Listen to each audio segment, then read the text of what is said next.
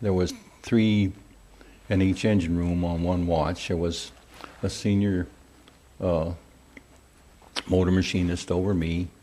I was a 3rd grade motor machinist. And then we had an electrician on the upper level. And in our engine room we had 2 V16 engines for propulsion on the ship, and there was 2 more V16s in the after engine room. And we also had an 8-cylinder diesel for light and power in our engine room.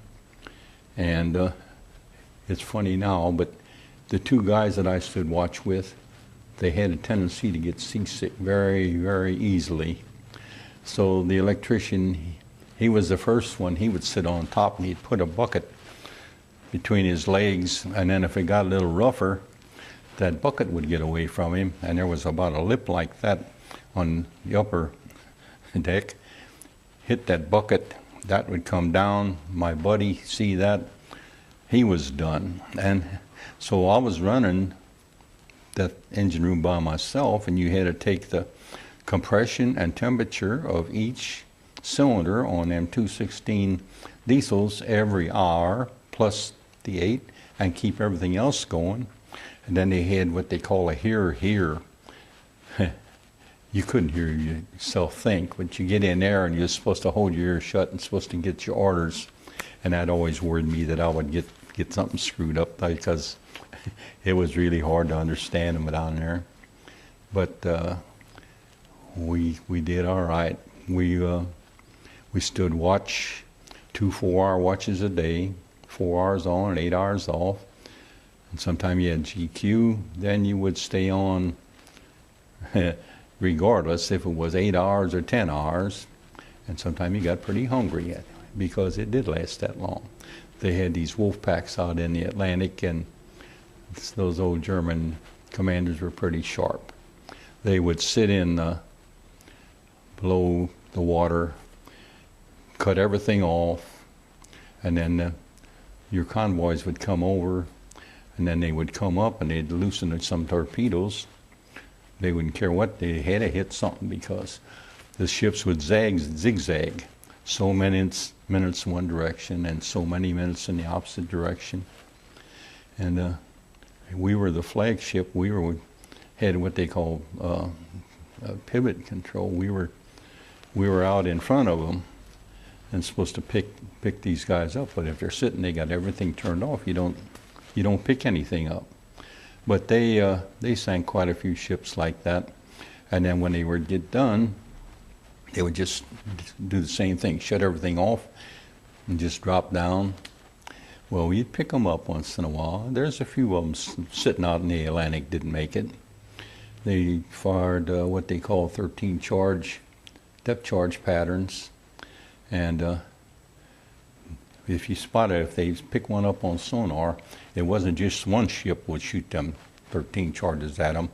The next one would come by in a different direction and shoot. So finally we got credit, I think, for 1.5. We should have had 2, but it didn't.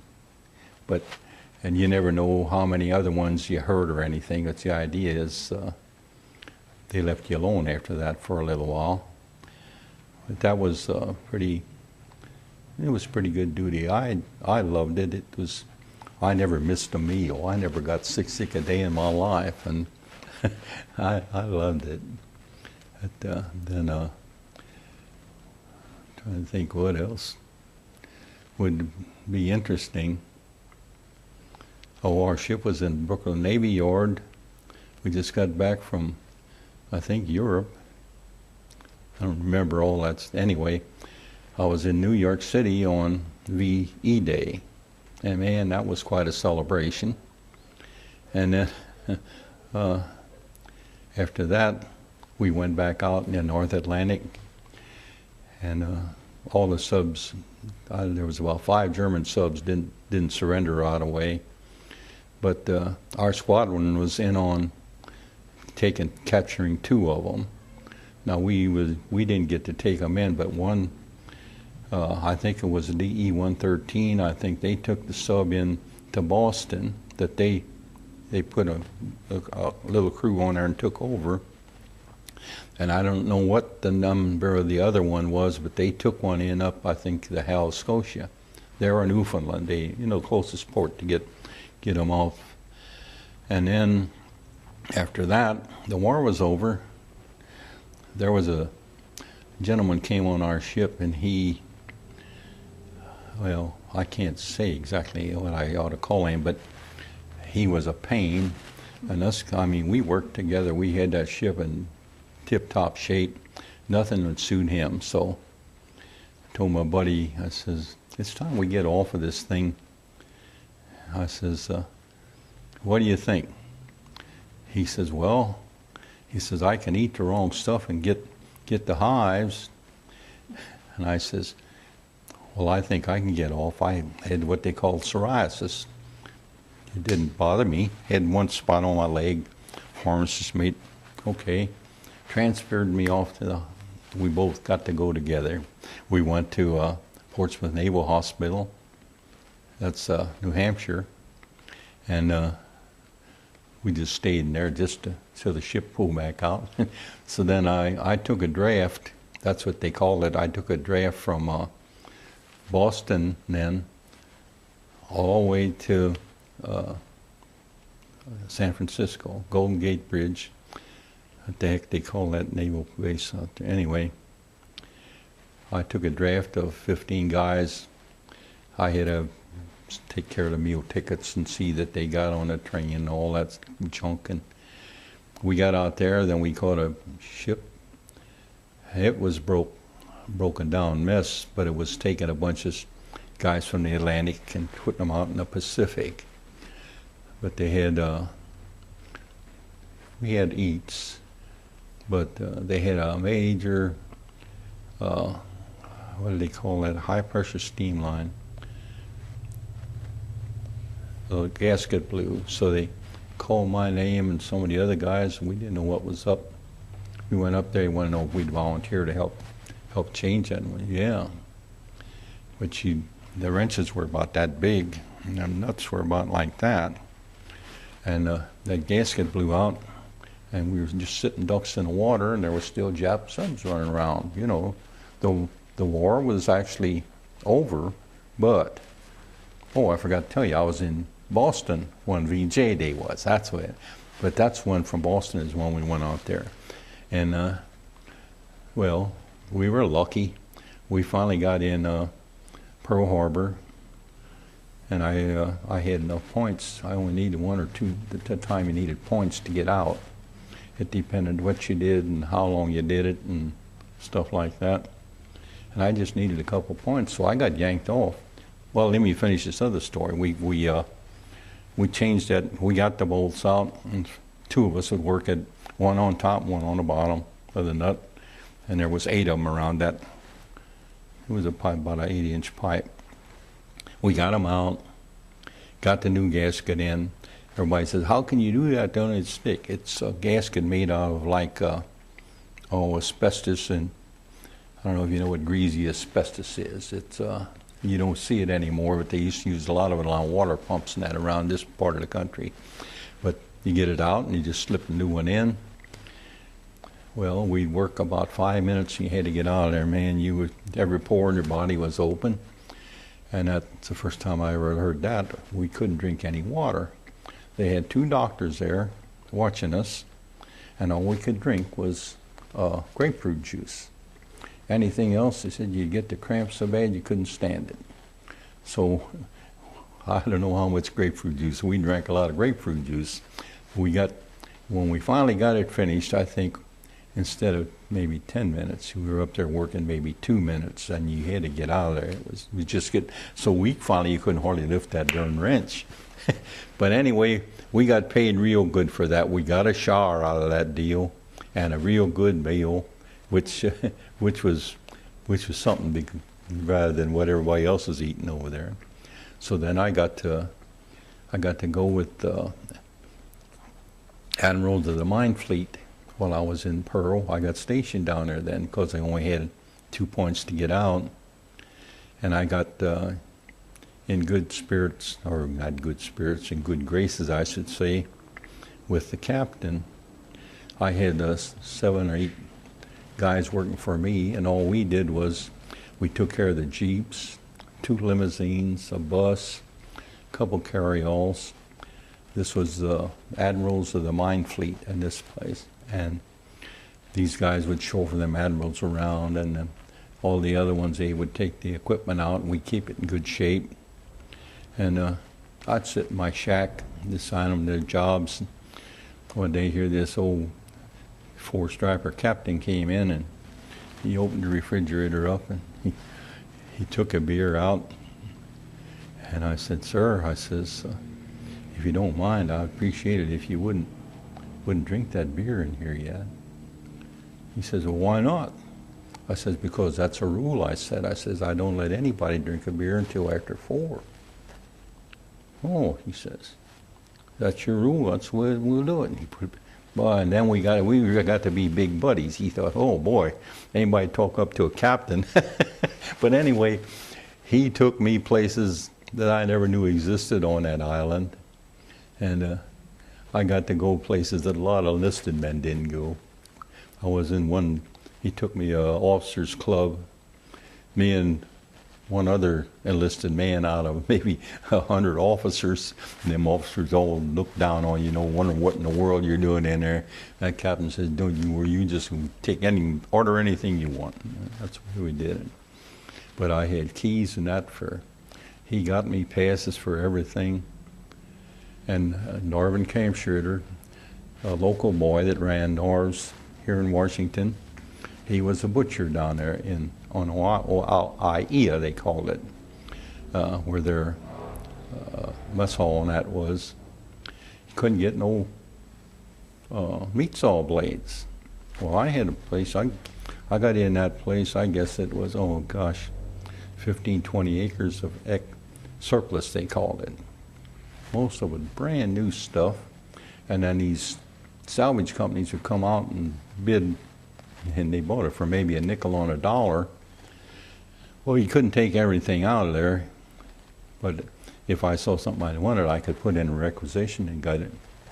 But I saw them meat saw blades, 2 boxes happened to go over the fence.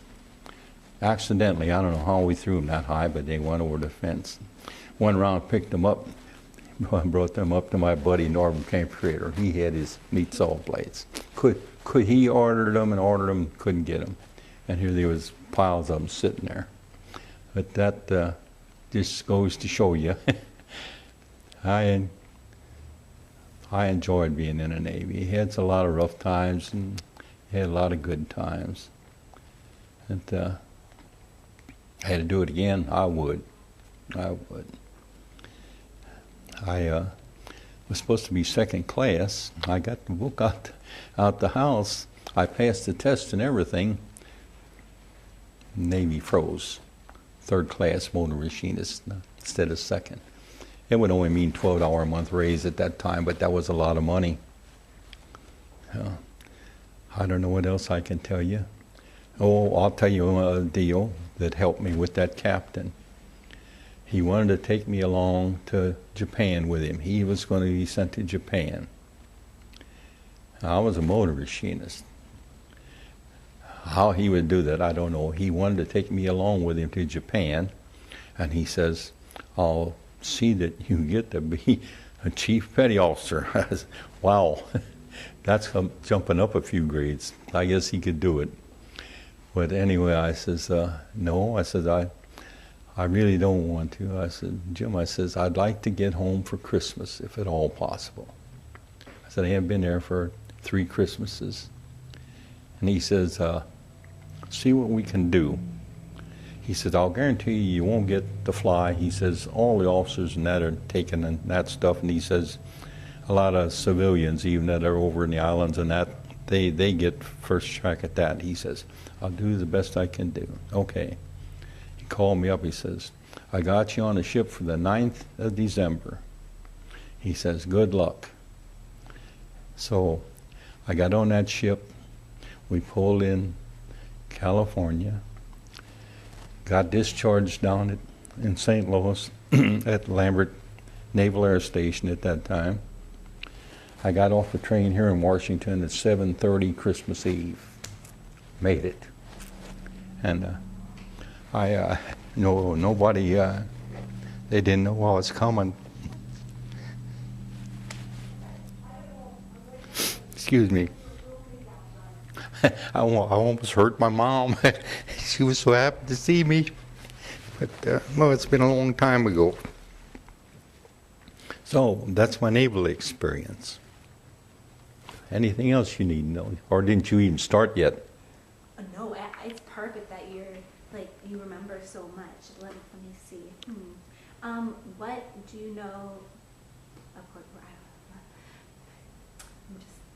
you're such a good storyteller. I just got all engrossed. What was the camp you trained at? Do I what? What What camp did you train, or how did you? Which boot camps did you attend? Pardon? Sorry, what boot camps did you attend? Oh, I'm sorry. At Farragut, Idaho. Cool. Yeah. But, I should have told her. I said we went in. I forgot to tell you where we went. I went to boot training at Farragut, Idaho, and from there I went to the University of Illinois. Oh, no, don't worry, no problems. Did you see combat? Pardon? Did you see combat? Quite a bit. AntiSub duty. That's pretty good, yeah. Sometimes they had, when we took the ship, put it in commission, they had what they called ash cans for depth charges. They were just around like a 30-gallon drum, and they rolled some off the fantail, and they'd shoot the other ones on the Y guns. And then about, I guess, 6-8 months later, they came along with the new type. It looked like an aerial bomb. It was had the cage like the other ones, but it was in the shape of a bomb. The first ones, they had to set them for depth. The new ones came out, they were magnetic and depth. Well, the first time we used them, I'll never forget that, we didn't know how they were going to act. They must have been down in the engine room. You don't know what the heck's going on. And man, we thought that ship was blown out of the water. And there's one guy up on Jordan GQ. There was an extra one in there. And I'd look at my buddy. I said, maybe we better go on next deck. He says, no. There was water lines broken at. So we had some stuff. It was like duct tape, only it wasn't duct tape. It was thicker and real sticky.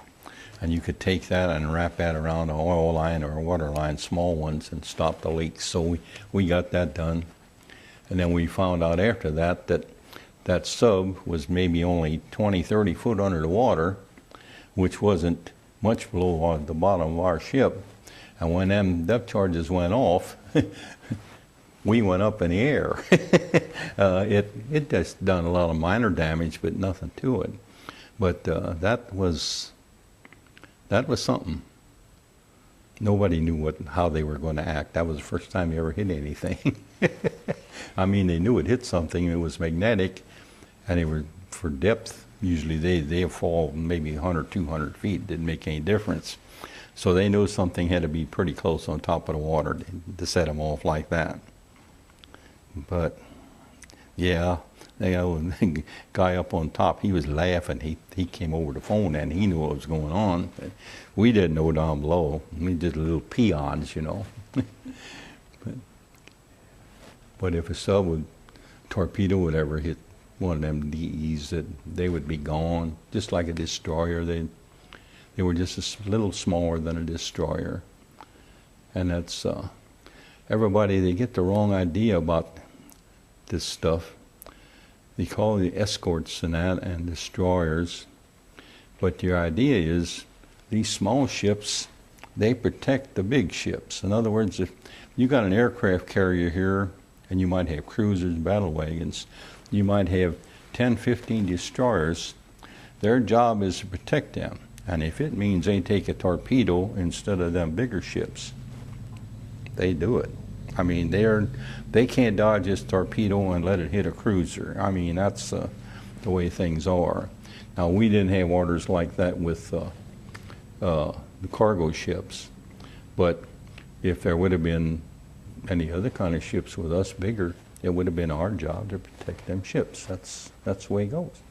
That's the way you go up the ladder. The bigger the ship you are, the more protection you got. The littler you are, yeah, but you got to protect yourself. That's okay. What else? You said